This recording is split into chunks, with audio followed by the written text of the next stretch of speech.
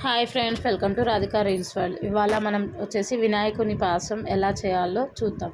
దానికి ముందుగా కావాల్సిన పదార్థాలు గసాలు, సోంపు, చక్కెర, గోధుమ పిండిని ముందుగా తడిపి పెట్టుకున్నానండి. వాటర్ పోసి కొంచెం చపాతీకి ఎలా తడుపుతారో అలా తడుపుకొని ఉండ్రాళ్ళు, తాలుకలు చేసి పెట్టుకోవాలి. మధ్య మధ్యలో ఇలా పొడి గోధుమ పిండి చల్లుతూ ఉండాలి. ఎందుకంటే మనం పేపర్ నుంచి తీసేటప్పుడు ఈజీగా రావడానికి మనకి ఈజీగా వచ్చేస్తుంది. లేకపోతే అన్ని పేపర్కే అతుక్కుపోతాయి. అందుకని ఇలా తడిపి పెట్టుకోవాలండి. కొన్ని వాటర్ తీసుకొని తాలుకలు, ఉండ్రాళ్ళు ఉడికే ఎంత అయితే పడుతుందో అన్ని వాటర్ తీసుకోవాలండి.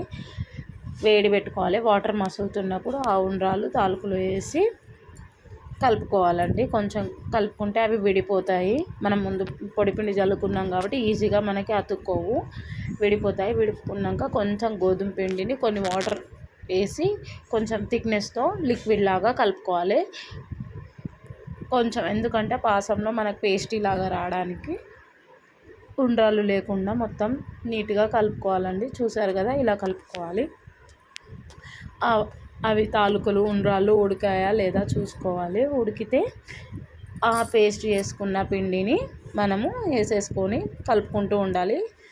ఆపితే గట్టిగా అవుతుందండి. కొంచెం కలిపేంతవరకు గరిటెతో తిప్పుతూనే ఉండాలి. దాన్ని బాగా కలుపుకుంటూ ఉండాలి. వినాయకునికి ఉండ్రాళ్ళ పాయసం అంటే చాలా ఇష్టం కదండి.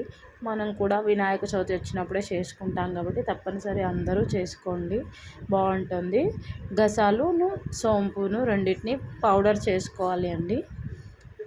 కొందరు పాలు కూడా పోసుకుంటారు, కానీ నాకు ఇదే అలవాటు. నాకు ఇలా నచ్చుతుంది, అందుకే ఇలా చేసి మీకు కూడా చూపిద్దామని చూపిస్తున్నాను.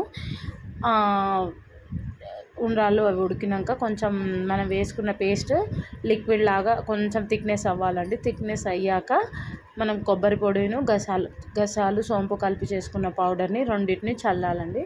చల్లాక కొంచెం పంచదార, ఎవరి రుచికి తగ్గట్టు వారు పంచదార వేసుకోవచ్చని. కొందరు బెల్లం కూడా వేసుకుంటారు, కానీ నాకు పంచదారనే సెట్ అవుతుంది. నాకు అలాగే ఇష్టం కాబట్టి నేను పంచదార తీసుకున్నానండి. పంచదార తీసుకొని వేసుకున్న తర్వాత కొంచెం ఉడకనివ్వాలండి. అలా కొబ్బరి పొడిని చల్లుకోవాలి. గసాల పొడిని, కొబ్బరి పొడిని రెండింటిని చల్లుకోవాలి, బాగుంటుంది. కొంచెం ఉడికాక నెయ్యి వేసుకోవాలండి. లాస్ట్కి స్టవ్ ఆఫ్ చేసి నెయ్యి వేసుకోవాలండి. ఇంకొకటి గిన్నెలో కూడా నెయ్యి వేసుకోవాలండి. మనకి ఏమంటారు, ఈజీగా వచ్చేస్తుంది, అతుక్కోదు గిన్నెకి. తర్వాత మనం గిన్నెలో చేసుకున్న పాసాన్ని సర్వ్ చేసుకోవాలండి.